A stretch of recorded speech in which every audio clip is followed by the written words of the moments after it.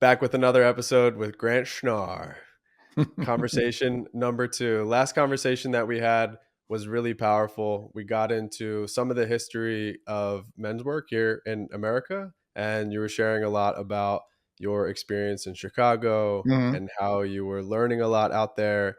And then I think where we left off was you moved back to the Philadelphia area, Mhm. and then we really fast forwarded, like, and then SWET was born, and then we kind of got into, Right. my experience in Yeah. SWET, some of my stories, some SWET specific stories. Right. But I think it would be really awesome to go back to that point in time when you moved Mhm. back from Chicago to the Philadelphia Mhm. area, and then what's happening at that time in your life and in men's work in general. That's great, Chaz. I would love to start there. I mean, so again, exploring this work in Chicago, uh, learned a lot of stuff. I mean, but most of it was pretty basic work with initiation, with men needing to go through some kind of ordeal to feel like you come through something and gain that. Every boy used to be initiated like that in some kind of thing, and some chants and some different processes. When I left and came to Philadelphia, first of all, I thought that I would never be in a sweat lodge again. I thought that I would never be smell sage again. We talked about that last time, at least not the way I had been doing it with the men I'd been working with in Chicago. And then realized very quickly that there was a whole movement going on in Bernathen, Pennsylvania, right outside Philadelphia, or the whole Philadelphia area where men's work was picking up. But before we get too far, I want to tell you, I was getting ready to move. I was being called as a pastor back to the Bernathen area. And I got a call from when I was still in Chicago from this guy who goes, "Hey, Grant, how are you? My name's Zen." I had no idea who this guy was, and he goes, "When you come to Philly, we're starting the men's groups, and I would love you to get involved and help me to run these men's groups." And another guy that was very prominent, it was Reverend Tom Rose, a great friend of mine as well. The two of them had launched this thing. I didn't know who he was or whatever. It sounded interesting, So when I got there, I already had a link to that. So getting there, I got together with Zens and we went out to breakfast with our wives and discussed the whole thing. What would be possible with men's groups, what he was um, uh, hoping to do, and eventually, it didn't take that long until I was running two of them, and he was running two others, and we actually got in one together. Now, What were those groups like, structure wise? Like, well, how they many were. people? Where were they It, being held? What were you guys doing? Well, mine was held. I had this really cool office in this place. It's an old mansion that was converted into some office buildings called Karen Crest in Bernathen, and it was a beautiful. I had the library there, and we would sit in there in a round table and beautiful wood structures and bookshelves and a couch and some chairs. It was very comfortable and it was fun. We would sit in there, and what we would do is we would do meditation. And after the meditation, generally we would check in about what the meditation was like. It could be anything from meditating and coming into the presence of your creator to some funny ones that Zen did about meeting your mother. I could tell you some of those that were interesting. And it's always interesting to talk about Zen and some of what he's given us. But all kinds of different things. And then from there, we would just go around the room. And if someone needed work to be done, something more heavy duty, like really concentrate on something he wanted to get in touch with, we would stop and we would work with him. Generally, there are only two. You can only do so many. 2 or 3 guys that would really get into something. The rest would just share about their lives for about anywhere 5 to 10 minutes and then move on. We would close with a prayer. And that was it. And we would meet every other week. I'm still in that men's group. It's been almost 30 years. That's It's incredible. changed. Some people have changed. Clark Pitcairn's one of those guys that's been there from the very beginning with me in that group. And I'm, love to talk about him and how he got involved sometime as well. Yeah, absolutely, man. Yeah, I have a lot of questions there, but I want to have you keep leaning into the history of these groups and how they evolved. But I do want to take a moment to say there's so much value in men just simply getting Hmm. together and just checking in. Right? For me and you, that may be a common thing for us. You've been doing it with other men for 30 years, but I wasn't getting together with men that Yeah. didn't have some sort of ulterior motive or wanted something from me or whatever until I started this spiritual journey. Hmm. Right. And now it's become a pivotal cornerstone of my overall well being. Getting in with other Yeah. guys, Hmm. feeling like I'm safe and I can trust these other guys, and just sharing about what's going on in my life. At the end of the day, you and I have conversations around, all right, how can we make this make sense to people? People don't know about process work. Like, how can we Right. talk about it so they get it? But at the end of the day, if you're a man that doesn't have other men in your life that Hmm. you feel like you can just lean in on and that you can talk to about what's going on in your life, Hmm.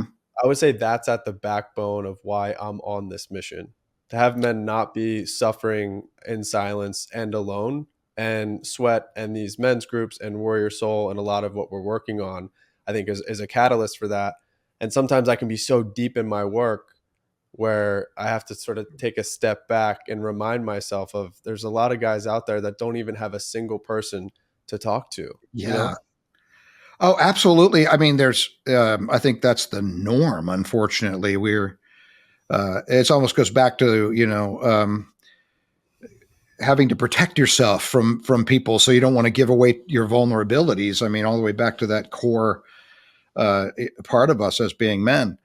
I wanted to say that one of the things that was in the beginning was a real understanding that as we learned from Robert Bly and Robert Moore and some of these other men, the start initiators of the men's movement, that we didn't have any mentors in our lives. My father was a good mentor. He taught me a lot about. He was a heavy equipment manager, and he taught me how to run a backhoe, drive trucks, every kind of machine you could have. Great at that. So I was mentored in a lot of very physical, mechanical type things. I loved it. I built a underground fort with a backhoe. It was the biggest underground fort you could have ever imagined. Um, Really? oh yeah, it was so much fun. And uh, Where? right in my backyard, we had a field in the backyard, and it was superb. But the thing that he did not do, I mean, it was teach me anything about spirituality or life or what's going on inside and the Yeah. struggles on the inside. Because that whole generation, they held a lot, during the Second World War and what they went through and how they were raised. You just didn't talk about those things. So what we realized as we were moving into this more and more is that we had to become our own mentors in our that first generation of men doing the men's work. They had to become their own mentors, and then we could become mentors to the next generations of men coming through men's work. So in the very beginning, when we started setting up different programs, seminars, whole weekends, it was all about mentoring ourselves and then or at the same time or the whole purpose of mentoring others. And it was very, very, it was an adventure, and also um, we had to blindly find our way. And more and more as we did, everything started to make more sense, and we actually started to realize what we were doing to a degree. So instead of flying blind. That's amazing. And I feel like it'll be so powerful to for you to share your experience of how you went about that, because I get this sense that there's a lot of other men out there that have done some work and they're Hmm. yearning to figure out how to help other men. Hmm. But just speaking from my perspective, I think about that almost on a daily basis. Like, how do I help other men? Like, what's the Yeah. best way to really approach this? Is it some type of online community? Do I start doing my own workshops? I mean, with Sweat, again, there's always the invitation. Hey, if there's a guy that I think would be amazing for Sweat, I let him know about it. And again, 3-4 months may be in between when I'm talking to them and they're up at the mountain, and getting people up to the mountain for the SWET experience, I think is very powerful. But I think there's also in between those moments, well, how can I meet with people more regularly? You know, these Yeah. small groups. Then okay, if you're gonna start a small group, what's the structure like? What really works? You start to test some things out. And again, the dynamic of a group is different every time depending who's Mhm. there and what a man's going through. But I'd love to go back to you in that beautiful room that you were describing and figure out what does the structure of that group start to look like, and how does it evolve into doing weekends and seminars, so you're checking in with men and you're doing some meditation, which I think is foundational. And Mhm. one thing I wanted to mention is I feel like when I go out into the wild and just talk with people that aren't in Mhm. my, you know, immediate circle, let's just call it, I feel like 98% of especially men who I talk to have never meditated, and just they're aware of kind of what it is, but oh, I could never do that, you Mhm. know? So I think meditation being so foundational, a daily practice of mine, and it's just helped me in so many ways. Just want to acknowledge the fact that you were doing meditation in a group setting over 30 years ago, which I Yeah. think is pretty profound. And it's amazing that you and your peers and the people that you were surrounded with at that time had that awareness around the power of meditation and we're doing it together. I think that's so awesome. Well, thank you. I mean, it was interesting because a lot of it, if you think about things like even men sharing together, or when we got into, like, say, a drumming circle and would drum, or um, light sage somewhere, that there was people didn't know what we were doing. I mean, so there was a lot of social community resistance. Oh, what are they up to now? And it's the old thing where you say, oh, look, I don't want to, what do you guys do up in the woods there, run around naked beating a drum? That's just hugging trees. I mean, um, and that just we had to that was going on at the same time as we're trying to discover, actually, well, how can we help people. It was all part of it, but it exploded. When I got it to back to Philadelphia area, and we started these men's groups. We started many of them. It wasn't just me. Tom Rose I was talking about, Zen, and then we trained some other people into starting those groups. They would actually come into our group, learn what was going on, and when they were ready, we'd say, go and start your own group. They could still come to ours, but that's how we started to get these groups going. At the same time, I was working on the book Art of Spiritual Warfare and studying a lot, all that, like I said, all of the all religious philosophies, every practice, even like to the Buddha warrior and things like that, and gathering what is the battle. Like all these different cultures, they all talk about the inner battle. What is that? How can we help men overcome whatever it is that they need to overcome? At that time, reading a bunch of books, one of them that we were all reading was Robert Moore's book, King, Warrior, Magician, Lover, who basically was talking about these archetypes, different ways men show up in the world, and king energy. We talked about it a little bit last time, or as the warrior, as the lover. There are all these parts of us that should integrate in one way or another. Well, we were talking about the idea, even back then, about having some kind of seminar or men's weekend, and we had it in the back of our heads. I did.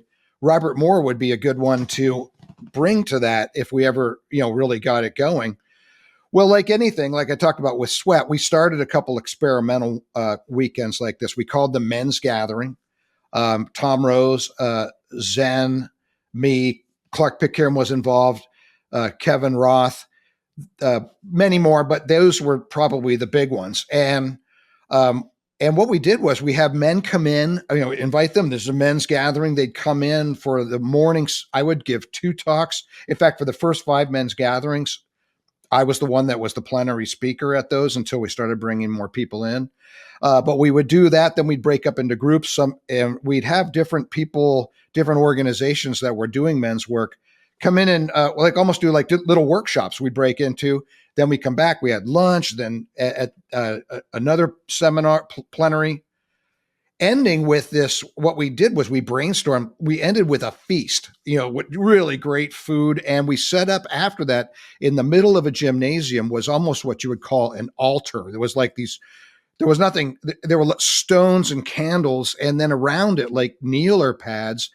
And we came up with this process of, at the very end of the night, go up and kneel before this, like you're kneeling to your God as you understand him, or just kneeling just to kneel. And what men would do is come up and bless you, put their hands over on top of your head, and give you a little blessing. It was so powerful because then you would have, like, say, a son. Oftentimes the son would bring the father would go kneel down. He was saying a prayer, and the son would go up and bless him. And it was the first time that they ever had anything like that happen with each other. So there was a lot of prayers and blessings with each other. That was a real highlight of the whole thing. We invited people to come to a church service afterwards. It was sponsored by the Brenathan Church, but it was very ecumenical. Those things really took off. I just wanted to say, but the big one was when we did have Robert Moore come, and he had had a it was a bestseller. I spoke, he spoke, and a whole bunch of people started coming out. From there, we had John Lee. I wish I could name all of the people we had. I'm going to forget most of them. Terrence Real. I wish I had a list. But at the end, we had Robert Bly himself, the master himself. And we had I forget how many, over 1,000 people, 1,500, something like that, people in the gymnasium. Wow. With him. And again, I got to speak with I got to speak with him. I'm so proud of myself. He was very moved by my talk about my father, so he wrote a poem for me about my father. And we continued to correspond. But we became the pinnacle of the men's movement over a period of 5 years, 6 years. And at that same time, I was developing and getting other people to help me to develop SWET. So I've talked enough. You have a question, or do you want to chime in on that somehow? I mean, also feel free to talk as much as you want and just go off and just share. No judgment on my side. To me, I'm interested in all of this. And yeah, I mean, the one question that I had was, you mentioned at these men's gatherings, you would do these talks, and so would Robert, and so would other speakers. Yes. Can you recall what you were talking about? Some of them. I think that the first one was really basically what some of the things that we battle with, and I talked about very basically nicotine, and alcohol, and talked about my love-hate relationship with both of them in life, and then went from there into the fears that we feel and walking through that fear, and how do we move past these things, and it was just a fun, powerful time. It was really raw, and it was the first time guys really got together. So they'd come with their flannel shirts on, and have a cigar in their pocket or whatever. And it's hard to describe, but they're almost like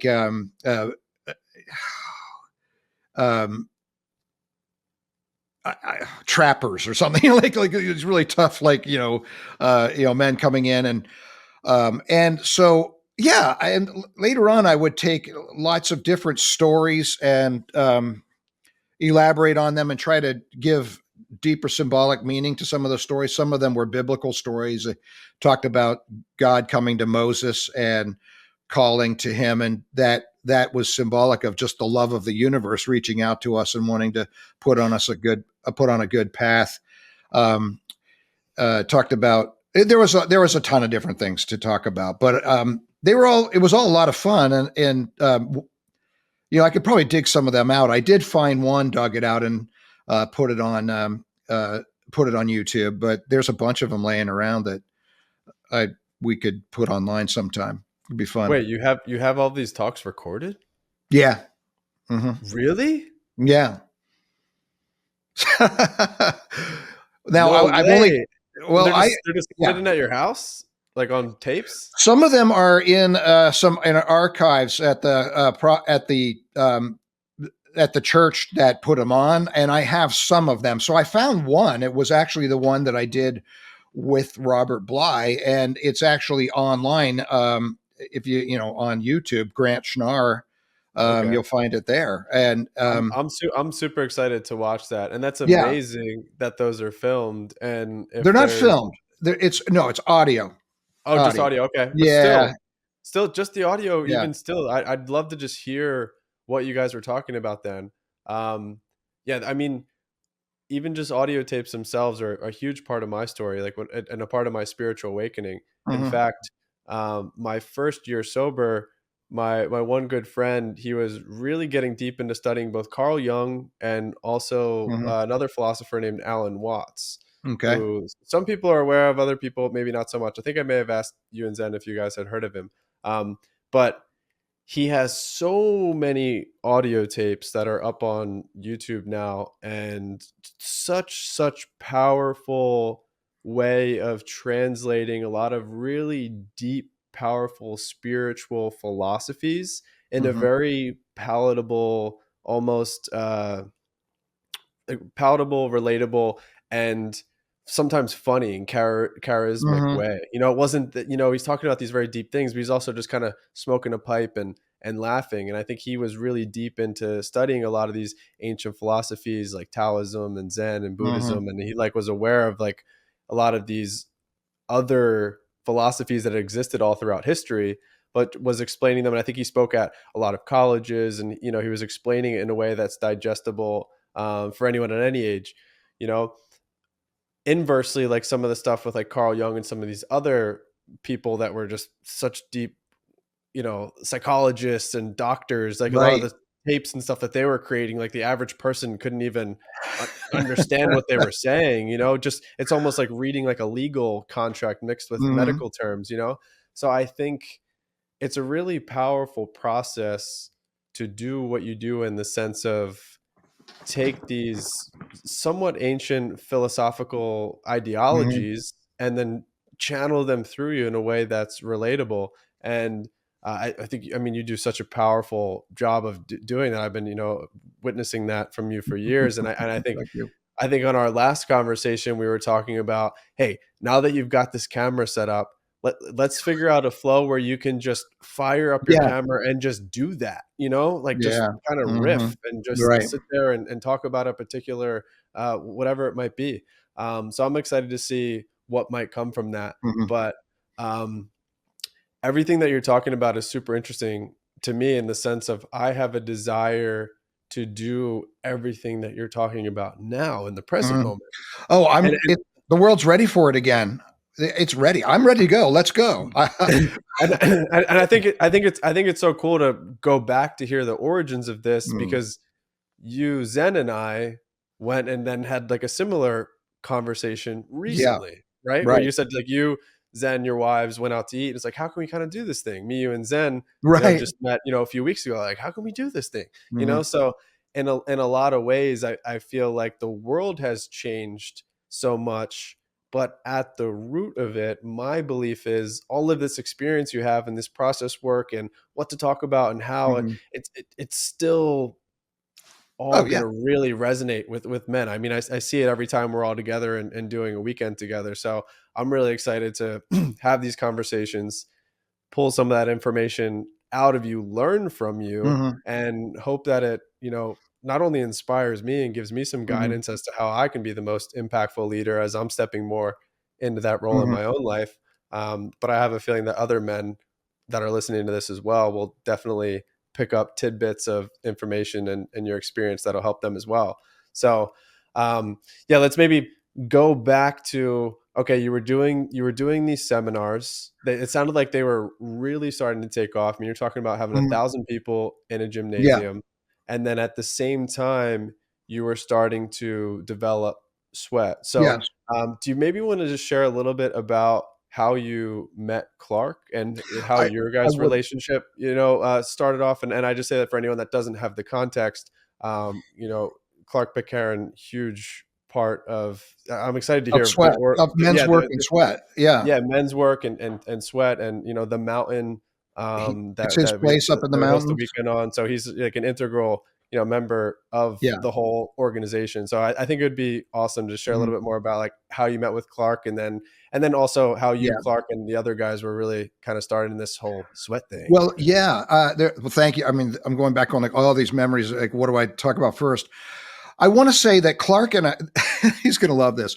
Clark and I were best friends in elementary school, and then Oh, in really? and we yeah, off and on, but and then in high school, even closer. And but we were very different. We'd ride around in his Olds Cutlass or whatever, and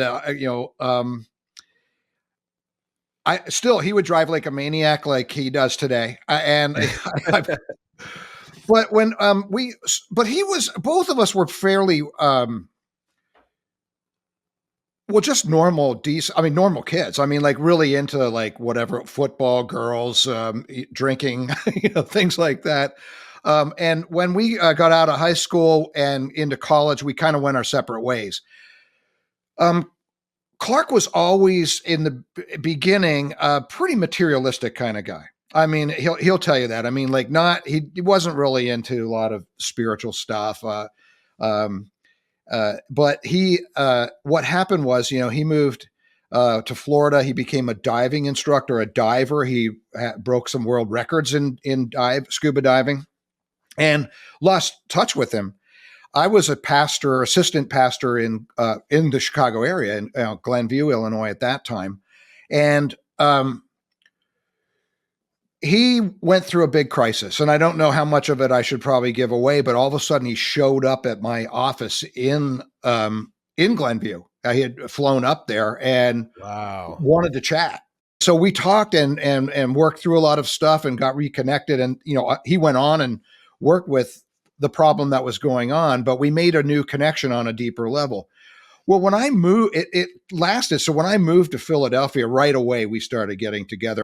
I was already doing the work, right? And so he was interested in, well, what's this about? Because now he had gone through some heavy duty stuff and was like, I need to do some work. Okay. Isn't that how Mhm. it happens, right? You Yeah. come into some crisis in your life and you realize, oh, maybe my life isn't all put together the way I wanted it to be or believed it should be. So we started to hang out and we were exploring all of this. We had a men's group. Well, actually, there were a couple of guys who put on a weekend up in the Catskills, right near the original Woodstock, the town, and these were guys that were doing the work, and they were a little bit ahead of us. Actually, they had gone through this thing called New Warrior, which at the time I didn't know anything about. It's called Mankind Project today. Great program. Look it up. Doing men's work. They brought us up to the mountains and it was great. We had some amazing, food. We sat around, we discussed things. I built a sweat lodge.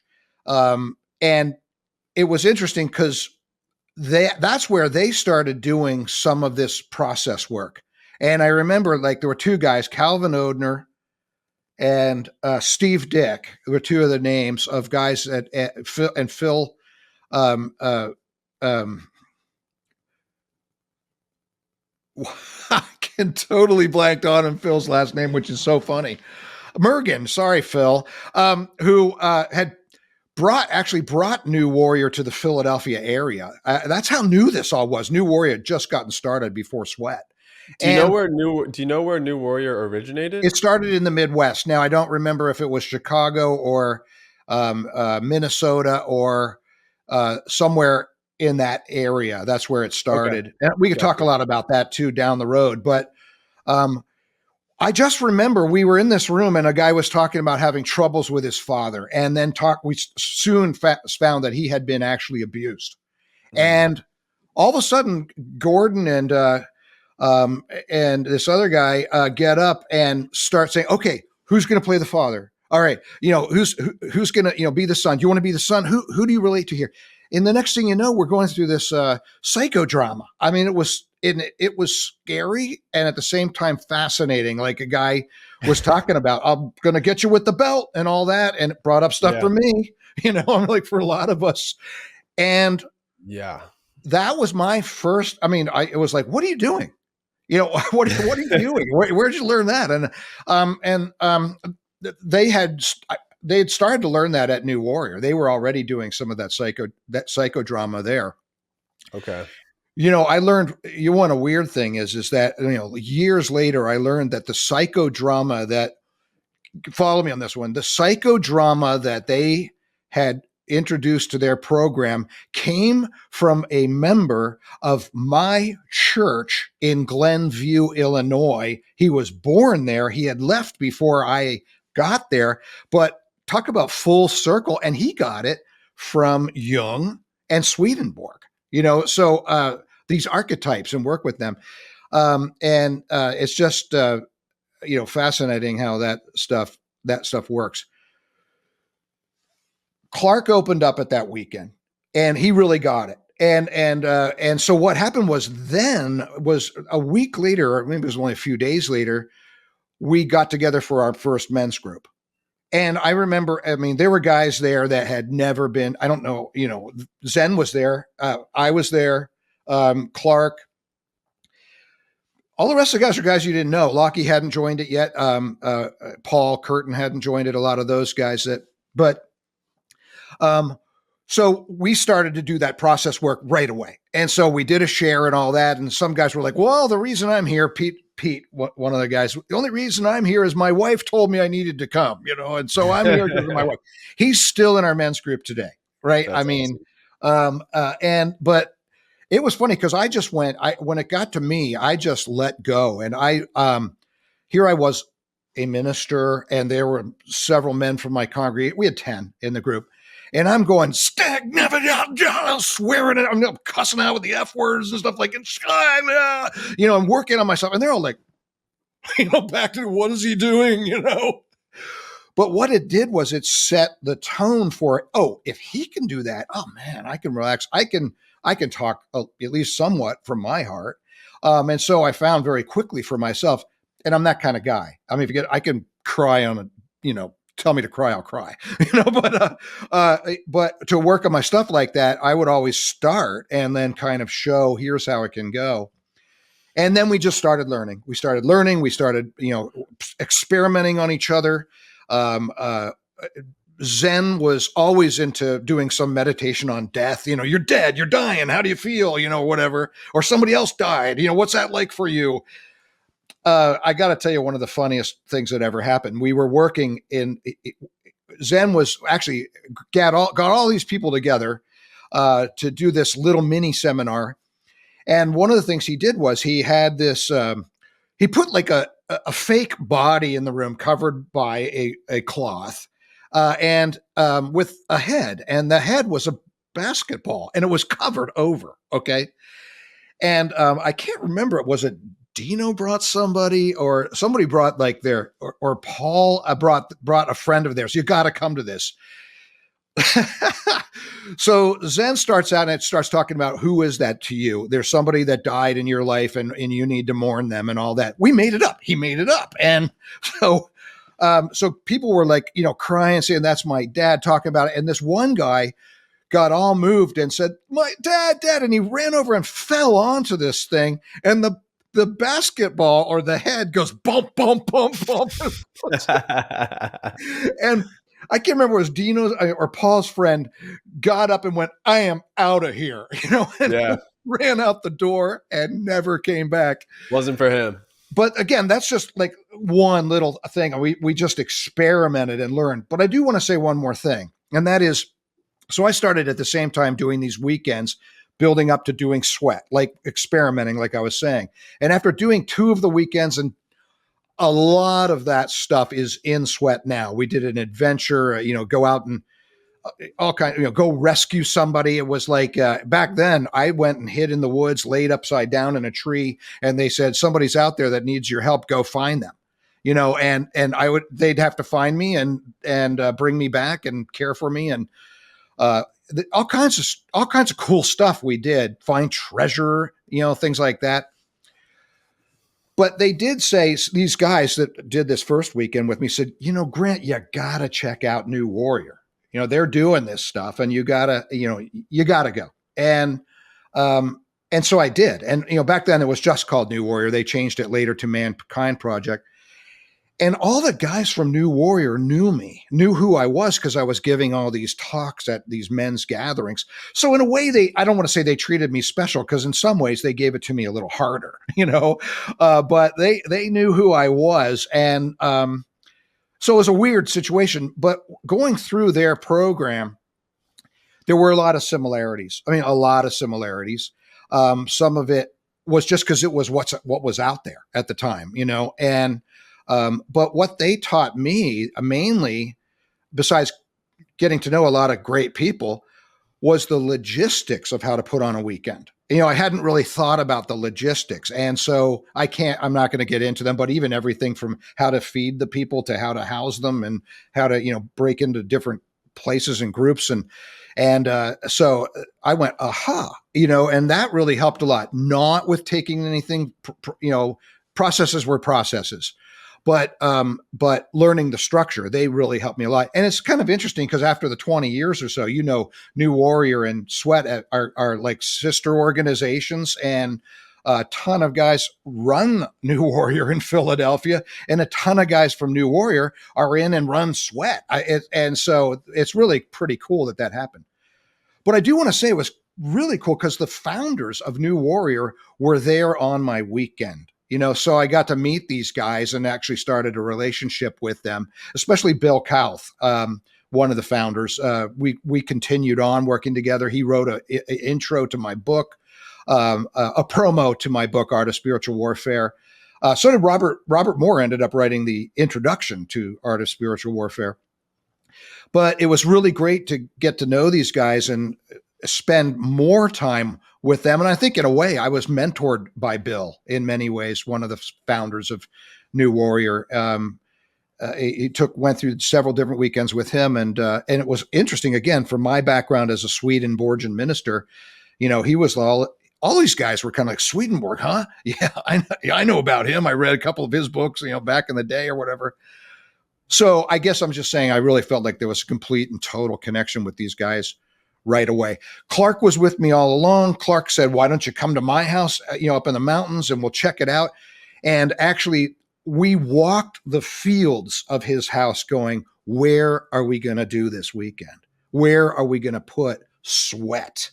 And, now it's like in a field not too far from his home. We realized, well, we actually kind of needed to be connected to, everything in his barn or, his home and stuff like that. But we walked fields way back that you've never seen. I mean, way back through a forest into those fields and stuff.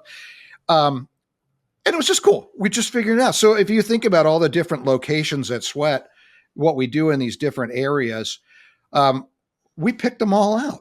And, and we just started developing what's going to happen here, what's going to happen there. And it's just fascinating. So if you ever get up there, there's a story everywhere. Anybody that's listening or watching this, there's a story about every single place where something happens. That's awesome, man. And Clark and I were best friends. I just want to say, Clark and I are best friends today. We've been best friends. There's nothing like brothers in battle together and leading this charge. Together, he's my very most, soulmate best friend, along with Zen too. But, Clark's, because we went back all the way from childhood, is just something super special to me. Yeah. Is there anyone else that you want to sort of talk about your relationship with in those early days of SWET? So you mentioned you and Clark walk in the fields, but, it's evolved into, thousands and thousands of men have gone through the weekend since then. You had mentioned that Zen, at the origin of SWET, you guys were hosting these more localized men's groups togethers, and then also branching off into your own groups. But how about as the processes up on the mountain and SWET started to evolve? I'd love to hear just like a little bit more of like who was involved, who was doing what, how did you guys figure out like what to do together? Right. Well, another one I wanted to talk about that helped found it was Locke Brown, and Locke is an amazing guy. So many guys are connected with Locke through the work he's done with recovery or vets. I kind of knew him, but when I was developing this program, and when I really got the sense that there's a battle out there and I wanted to do something and write that book and all that, I had gone through a crisis. I was on an airplane going to South Africa, and it almost crashed. And it's a story in itself, but it was terrifying. And then we got there, and my son was hit by a bus and thrown 48 feet, and he's fine. You know, his name's Steve. He came to dinner yesterday, but it was crazy. It was a miracle. I was shaken though, and so there was this feeling like, at the same time as like getting this sense something needs to start. There's this battle out there. I really longed for a connection and learning how to feel brave again. And I ran into this guy, Locke Brown, at this camp. And I knew that he was a vet. He was a helicopter pilot, but I didn't really know much about him. Well, we sat down. I said, I need to talk to you sometime. And we just started talking. And it was interesting. I was telling him about this idea of mission. He had just learned about sweat lodges and had just gotten, doing this Native American work as well. He had some incredible stories to tell me. That's cool. And he said, do you think I'm supposed to be involved with you in this work? And I said, yeah, I do. And he said, I think you need to hear something else. And I haven't told this story in a long time. And what he did was he told me a story when on his 21st birthday in Vietnam of jumping out of a helicopter and saving these two guys in the middle of a firefight. And he actually won the Silver Star for it. And he said it was a story that he just didn't tell. The Silver Star was up in his attic. And that it was a breakthrough for him, even right there and talking to us, to bring that back. And since then, he goes and he talks to people about his experience in Vietnam and helps vet. We have a lot of vets. He's brought a lot up. Some other guys have brought up vets to the weekend, and he plays a major role. He's another great friend of mine that was involved in the beginning. Processes came about a lot of different ways. A lot of the time I would come up with something and I would run it by guys. And one of the guys that really we just seemed to connect was Zen Harantschuk. His name actually is Zen, or Zenin for long. He didn't change it. But we would work together on a lot of these. So some of them, I would say most of them in the SWET 1, 2, and 3 were processes that I came up with. But a lot of the times he would come in and he would come in with a great idea about that and make it even better. And the same is true with him. He would often come up with these ideas that were just crazy, but in them, there was something that was like, no, but Zen, if we did this, it would work. So I wish I could give, it's funny. Some of these, a lot of them are like, we just can't talk about them because they ended up being on the weekend. But we did one was like just an incredibly powerful meditation down in Clark's basement in the dark at one of these pre-weekends. And Zen wanted to do something, of course, about death. And so he did this big battle. Fathers and sons were down there. And he had everybody die. It was like, and there was no reborn or rebirth or anything. They just all died. And the next thing you know, we're hearing sobs. All these, I could cry now, all these sobs, fathers and sons, just weeping together, having gone through that together. And it was kind of like Zen and I look at each other like, holy cow. Well, I took that and developed it into a whole thing where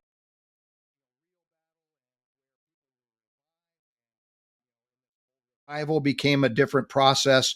And I think you might know what I'm talking about, but it became something tremendously different, tremendously more involved, but it started with that right there. And so there were a lot of those kind of things. I mean, Zen would come up with a little something and I'd go, that's not going to work, but this is, or I would come up with something and go, yeah, but did you ever think about doing that? So I got to give Zen credit for being, with me with a lot of this stuff and developing it together through the ages. It's hard to explain because so much of it, you can't give it away because of the weekend, as you know. For sure. Yeah. It's been a really powerful experience for me that I don't know if I can really try to describe to you, but I'll try to describe to other people that are listening, working recently with you and Zen. Mm-hmm. So, we've been having some conversations about Warrior Soul, about SWET, men's movement. Like ultimately behind, I think, all of it for each of us is how can we really have the biggest impact with this work? Right? It's Absolutely. like that's like at the core of like all of the conversations that we're having. So I have a podcast that I'm doing my work. I have a creative agency that I'm running. I'm working with other clients and Mhm. putting myself out there and sharing my story in hopes that I can help people, and I have a desire to, lead retreats and events and seminars and talk more and share my experience. Like I get so filled up by just having conversations like this. And it's been really amazing seeing the dynamic between you and Zen. And then also I feel honored to be a part of it and in those Mhm. conversations, and coming up with different What's the ideas. dynamic like? I'd love to hear a little bit more. I feel like the best way I could describe it would be like working with musicians. Okay, That's like the cool. best thing I could relate it to is like, hey, we're like working on like a song together, and it's like you have some ideas, and I think in my experience in working with musicians or other creatives, there's also sort of this element that I really love, but it's also there is kind of a little, what's the best way to try to describe it? Like Tension. non-traditional, kind of like not like fully crazy, but like we're like a little bit like, You mean like when you're jamming out? yeah, or just like the vibe of the conversation. It's like you're Mm, creating art together. It's like a more intense type energy, I would say, than like I'll just relate it to like back when I worked in corporate America at a financial firm. It's way mhm. more like reserved and like kind of like Right. Oh organized. boy, Like this is more just like you're kind of not just that. you're just like riffing ideas, and some of it is like crazy, and and I think that's what is so powerful about getting guys together like us is we have all of these different ideas, and there's something I think happening from like a higher power level perspective of us uniting and feeling the call. Like Yeah, I feel the call, to work with you and to work with Zen, and yeah. the fact that we're all, working together and seeing what comes of it. I think, looking back on it years down the line, oh, okay, this is why we got connected at Right, time, and that's why right. it made sense. But right now we're sort of in kind of the infancy stages of seeing what it would all be like to co-create together. But at the Mhm. same time, you guys have been doing this for a really long time. And then I think a big catalyst for some of the conversations that we're having have been around the Warrior Soul project. Right. So This yeah, new so project we're working on together. yeah, All which is all of us. Yeah.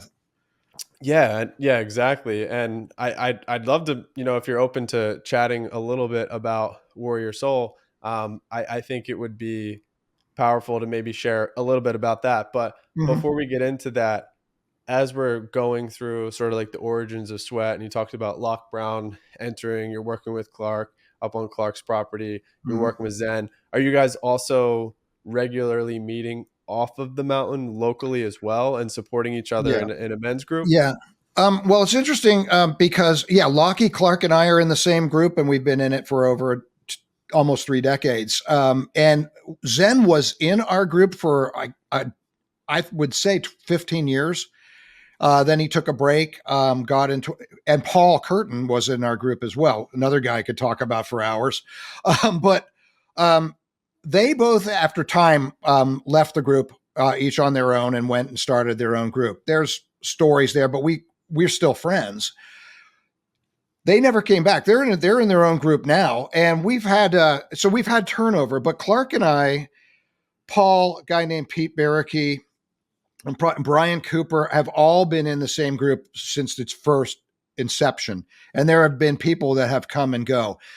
Zen and I continue to get together on our own. I probably see him more than anybody in the sense of like going out to dinner and checking in with each other or just coming over or something like that. Um, and so we keep in touch like that. But I see Clark every other week in our men's group or as friendship. We're going to go see the Rolling Stones and this summer together, That's and awesome. we've done a lot of that kind of thing too. It's awesome, and um, yeah. So I do stay in touch with those guys. And in How, fact, there's a group tonight. I'm not going tonight because I'm going to be gone for many days on a Sweat 2 weekend, as you know, that's coming up. And I want to be here with my wife for a little bit, for this week. Yeah, Um, absolutely. I'd yeah. love to hear how and when Paul entered the picture. So you brought up Paul, Oh who, gosh. Well, I wish we could. I mean, maybe someday take this particular episode and turn it into something bigger, where we cut to a clip of Paul, or cut to a clip of Zen, so you can see these guys right away who we're talking about, because they're such characters, and they're all people who have been around for a long time in developing this program. But I got to tell you, because Paul was not in the original group. He came up to the first SWET weekend, so we had been around for a while, the group, and again, a character right away. Seeing this guy as a real character and a tough guy. I mean, back then he was a real tough guy. And Zen was like, can he come to our group? I would love him to join our group. And I'm like, no way. I'm scared to death of that guy. I mean, he's too much of an alpha wolf. And Zen said, "Oh, come on." So I said, "Okay, let him in." But he was. I mean, well, now I know he's calmed down a whole lot, but he was a tough guy. I mean, he jumped out of his parachute didn't open all the way, jumped out of, airplane, and he had to live with that. He's um, I don't know if it was jujitsu or karate, but a black belt in that at one time. You just didn't mess with him. Uh, a real character, and he's a heart guy though at the same time, and become such a piece of the a heart of that place. And there's so many more. What was he a heart guy when he first came to the mountain? He was, but it was kind of a sideways heart guy. You know what I mean? Like, it was just as much of like, he'll cry over something, but at the same time, if he's pissed off at you, he might take a swing. I mean, so and he's come so far, and I mean, he's not even the same guy. I mean, he'll even talk.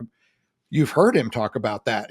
He's not even the same guy. He's just a wonderful, wonderful human being. We was then too. We all were. I mean, we all had our stuff. You should have seen me in the beginning of running SWET. Everybody will say, Grant was a real a. I mean, the way I would push people around or intimidate them, when I needed to, because, well, to maybe explain a little bit why. I mean, when we first started this, all these guys had all this ego.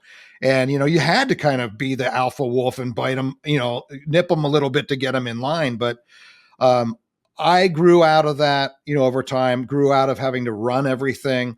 Paul grew out of that, that anger piece into somebody that, deep, deep integrity and love.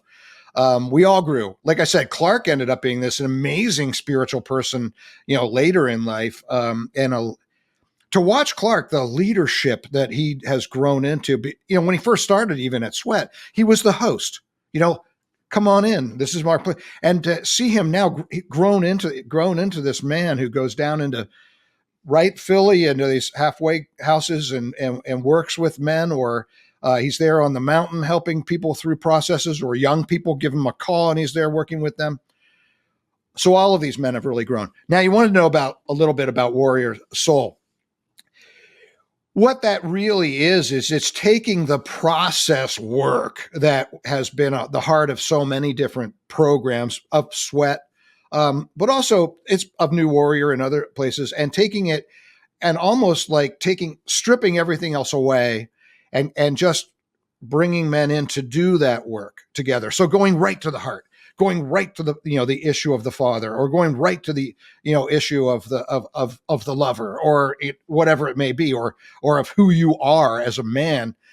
And with psychodrama, with processes, with basically listening and pulling out of the person what it is that they need to talk about in very simple terms that probably men might get scared of. It helps men to get in touch with their feelings, but that's not, but coming out of that and learning something. I mean, I have always emphasized, I think Zen's more like, get them to cry or get them to get angry, get them. And I'm always like, yeah, but I want them to learn something.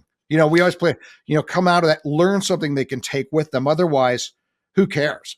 I mean, sure, they had a good time. They got in touch with their feelings, and then they go out and they're still jerks in the world. I want them to learn something. Yeah, But I think yeah, getting in touch with your feelings is just the beginning of that well, experience. yes, So getting in touch with your feelings for me, that was a whole process, going Yeah. through sweat one, going through, I had to go through like, what even are my feelings? I was never, Oh, yeah, I you just talked didn't about that. know how to, Mhm. so I think now being more in touch with my feelings, I also try to bring myself back to those moments where, even just a few years ago, where it's just mostly head games for me. It's all in my Yeah. mind, and I think those Mhm. those feelings are there, but I'm not connected to them, and I don't know how to work with them. So I think what really makes me so passionate about the work that you're doing, what's happening with Warrior Soul, is okay, this is how you can help a man get in touch with his feelings. And you guys have like a presentation Right. that teaches a man how to help another man figure out what they're feeling. And I Mhm. think that's something that really is so, so powerful. And I think you've been doing this for so long. You've been Mhm. doing it for 30 plus years, where Yeah. to you it could be just like a normal thing, right? Well, this is the No, process. I have it's to never normal. never normal. Okay.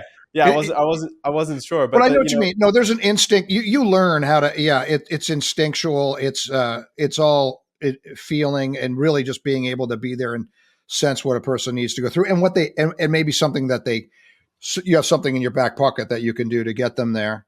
So you're right about that. The thing talking about we were talking about how Zen and I work too. I mean, just to say this was Zen's baby, or it still is Zen's baby. And he was like, Grant, you got to come to this. Now he is the master of processing people. He's amazing. His intuition, and what to say to people. Um, it, it's just incredible. But I bring the structure. So he'd come in and he'd say, "Let's go in. We're going to process these guys. We're going to show them how to do it." And then I was like, first of all, I was like, I don't want to do that, Zen. It's a lot of work, and I haven't done this kind of thing in a long time. And you got to come. He was even like, you can be the celebrity. You just have to be there. Well, I could never. Oh, okay. Um, that got you in. but when I got there, it was like, you saw what was happening. And also right away, I'm going like, this needs structure. I mean, like, okay, how about this? How about we teach them that? Come up with the 4 R's, and develop a structure around the heart and center of how you do it, which is what, so that does when we get up together, it's like, Lennon and McCartney in the sense of like, we bring different things and it's a show. Um, and it really works, but we come from it from such different places, Yeah. and blend it together. And I will say, going back to your guys' working relationship and witnessing it, what I love about it so much is how you guys don't hold back and don't sugarcoat anything. You guys are very raw in the way that you communicate, but it's With each also, other. Yes. but it's also, you can tell from like the deepest form of love. It's like you like Yeah. love each other so And much trust. that you can, and so like to just see men kind of communicate in that way, it reminds me, it just feels very tribal almost in some ways, like almost like ancient, like natives, or like in Greece, where you're just like, you're just like bringing in like all these different energies and personalities when collaborating, but it's also not backed by malintent or ulterior No. motives, or like how a Mm-mm. lot of men communicate in that way, and they really don't have each other's best And interest in it's an mind. I think ego. Yeah. I think there is something like really powerful about like witnessing like both of you in your power, and then also love and respect, and how you guys, help support and guide each other, especially when coming up with new and creative ideas. And one thing that I wanted to go back to about Yeah. the warrior soul process, and what it is for me, it was like, talking like, hey, like help men get in touch with their feelings, which I think having a process to help men do that is what really fires me up about all of this, because I know there's many other men out there, even I think of younger versions of me, that just simply aren't in touch with their feelings and have no desire to be in touch with their feelings, Right. and don't even They don't know know what they're they're not in missing. touch. They don't Hmm. even know like they should be in touch with their feelings. Like when I went up to Sweat, I wasn't looking to get in touch with my feelings. So I think there's that element of this being such an exciting journey inwards for me. And then I think having been around it for however many years I have been at this point, Warrior Soul, what it does for me is it helps give me guidance to the structure of almost the masterful craft of watching you guys do your Mhm. work. Like how you went up Mhm. into the Catskills and you're watching these guys like, all right, Yeah, you're the yeah. dad, you're the dad, you're the brother, you sit here, like watching you guys do that work. When I go up to Sweat every time, I'm sitting there almost like in disbelief, like you're watching like an amazing like show happen. And, without giving too much, away of Right. the Sweat weekend, I mean, this happens in small groups off the mountain as well, right? We're just talking about Yeah, process work, right? So right. in process work, watching another man pull out feelings and emotions from a man that he's working with and then help him work through that and then walk out of there, I truly think that is has such a profound impact. It has on me, and I know that it will for other men as well that are open to stepping into doing some of that work. I mean, it's truly transformational. It has been for me. So Mhm. I know that, and again, we're what we're trying to do with Warrior Soul now is discuss, okay, like after the last Warrior Soul that I witnessed, I'm sitting there and I'm almost like filming it in my head, as if like this is like a workshop that I'm watching, and just Mhm. it just all made so much sense to me. After years of benefiting from the work and witnessing other men doing this work, the way that it was explained to me at the last Warrior Soul 2, all these light bulbs went off for me. And it might have been a combination of me, doing my own work and being in a Mhm. certain place spiritually where I'm like open and ready to receive in that way. But I also think another part of it was just the way that you guys structured it and put it together. Right. So you talk about these 4 R's, which are Mhm. essentially, the way to, work through the process. And then there was also a whole list of all these processes that you can use to help a man do his work. It was a list of like 15 plus different exercises, and seeing them in that way, I was like, wow, okay, here's all these different things that you guys can just bust out of your back pocket intuitively because you have all this experience doing it. But someone like me that's coming in with, just a few years of experience that's yearning to help other men through this, that's what gets me so excited about Warrior Soul is I think giving men the guidance on how they can help other men do this in a healthy way. The time is now, because I have been to a lot of other small groups, men's groups, other Mhm. organizations, whatever. And my judgment is, there's a lot of men that are trying to do this process work that just simply, it just doesn't fit for me. I'm just like, oh Mhm. man, like he did, like, why did he go there? And again, that's some of my perhaps like judgment but sometimes I'm just like, this is like, this doesn't seem like the way, and the way being what I've experienced to help me. And then also Mhm. how I've experienced it at Sweat and at Warrior Soul, and how I've seen other men like you and other leaders, Jimmy Alvin, Locke, lead men through this Mm. process work. Dino, yeah, where Paul, like where you just really get what they needed out of it, So I think all of that tying back to the excitement of Warrior Soul, where it's sort of like a side quest in some ways. For me, it feels like, brother, in addition to Sweat and what happens on the mountain, Warrior Soul, I think, has infinite potential as we Yeah. figure out a way to kind of bottle it up and continue Mhm. to expand its impact in person and also explore what it might be like to take some of this education and community online. Yes, exactly. Well, see, two things. One is I wanted to say what's interesting about Sweat. I do want to say is that when we do get into a group or whatever to do work or groups, there we do have something where you say you don't have to go there if you don't want to. I mean, because we even have like we have teenagers there and stuff like that who necessarily don't. It's not time, for them to go. They haven't had enough life experience, so we're like, just tell us your story or whatever, or we'll honor them or something like that. Again, that takes intuition to know what but it's a lot more free flowing. Whereas with Warrior Soul, we're taking it all away. You know what I mean? Like that's where no, you go there, you're ready to do work, you're ready to learn how to do the work. I really like that a lot. It's like the tip of the spear, and I think that that's where the tip of the spear is going into this whole new world. Again, I don't think. I mean, how we work together. Zen had this thing. Let's get this. Let's do it. Let's grow. And I was kind of like, let's take this to the world. I mean, like, well, this is this big. Men need this work. or even beyond, with men and women, with people, with that work. So it's all there. It's very exciting. I agree with you. And it's just going to be interesting and fun and all that, and adventure to see how this pieces together and ends up being that well-oiled machine or whatever, or the community or the whatever it is that comes out of this. I agree. I'm excited. I feel like there's infinite potential with it. And I feel like this has been a really powerful conversation. I'm excited to watch it Me back and too. excited to see how this evolves for us. Yeah. Just continuing to have these conversations and just logistically kind of figure out how to put it and where and in what capacity. Hmm. Um, but just as far as time stamping, it's Sweat 2 this weekend.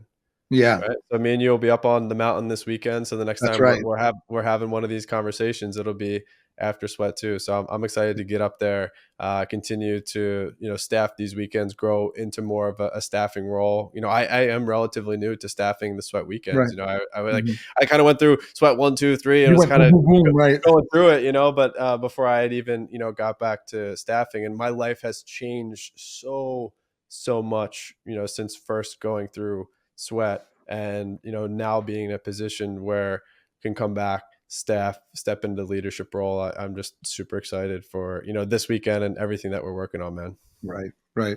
Agreed. Is there anything else that you wanted to add before we wrap this one? No, I think no, we got so much in. Yeah, everybody take a big breath. We'll be Take a, back. sounds good. Let's take a breath together to end it. How about that? All Take a right, breath. sure. Let's take a big breath. All right, ready? Let it out. We'll be back. We're just getting warmed up. Yeah, absolutely.